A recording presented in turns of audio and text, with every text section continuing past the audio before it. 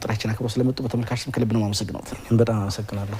እንደው ለውይይታችን እንዳመቸን እርሶም በቅርብ ነው ወደ ተቋሙ ሄዱት። እንግዲህ አቶ ዳኘው ለተመልካቾቻችንም በትምህርት አካባቢ ነው ረጅም ጊዜ የሚያውቁትና አሁን ወደ ኢንቨስትመንት ኮሚሽን ምክትል ኮሚሽነር ሆኖ ሄደዋልና ለጨዋታችን እንዲያመቸን የኢንቨስትመንት ኮሚሽን በተለይ ሀገራዊ ለውጡ ከመጣና የስድስተኛ ሀገራዊ ምርጫ ከተካሄደ በኋላ የተለያዩ ለውጦችን ለማድረግ ሙከራ ማድረግና አገልግሎት አሰጣጡን በአዲስ አበባ ከተማ ለማሻሻል ጥረት አድርጎ ውጤት ማምጣት የቻለ ተቋም ነውና ከውጤት አንፃር ተቋሙን ለማሻሻል የተወሰዱ እርምጃዎች ምን ስኬት ተገኘባቸው? በአይሶ ውድድር ለማድረግ ጥረቶች ነበሩ። በአገልግሎት አሰጣጥ በሀገር አቀፍ ደረጃ ውድድርም ለማድረግና ሽልማት ለማግኘት የተደረገ ጥረቶች ነበሩና አስታውሳለና የነበረውን የተገልጋይ እርካታ ከመጨመር አንፃር ምን ውጤት ተገኘበት?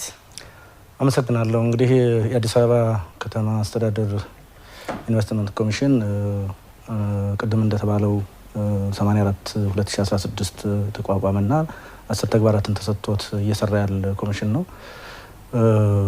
ለውጡንና ሀገሪቱን ፍላጎት ተከትሎ የተሻለ አገልግሎት ሰጥቶ አምራቾች ለሀገሪቱ ሊያበረክቱ የሚችሉትን ፋይዳ ለመጨመር በቅድሚያ አገልግሎት አሰጣጡን ማሻሻልና ማዘመን ይገባው ስለነበር የቅድሚያ የተደረገው ከሰራተኞች ጋር ሰፊ ውይይትና ምክክር ማድረግ፣ በዚህ ምክክር የጋራ መግባባት መያዝና በአገልግሎት አሰጣጣችን የተሻለ አገልግሎት እንዲሰጥ ደንበኞችን የሚያረካ ኢንቨስተሮችን የሚያረካ እንዲሆን ኢንቨስተሮች ከሁሉም በላይ ጊዜ ትልቅ ሀብታቸው ነው።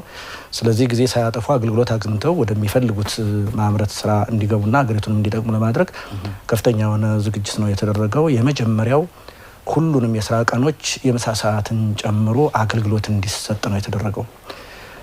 እሱም ብቻም ሳይሆን አንድ ተገልጋይ በእለቱ በመጣበት ሰዓት አገልግሎቱን አግኝቶ ትክክለኛ ነገር አግኝቶ እንዲመለስ ማድረግ ነው።